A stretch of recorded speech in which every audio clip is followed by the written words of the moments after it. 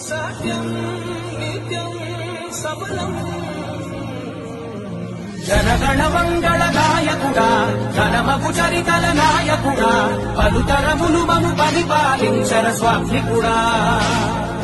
నవయుగ మేధో సైనికుడా సమయము తెలియని సేవకుడా యువన వ్యాంధ్రకు ప్రగతిని చూపర సాధకుడా వైతాళికుడా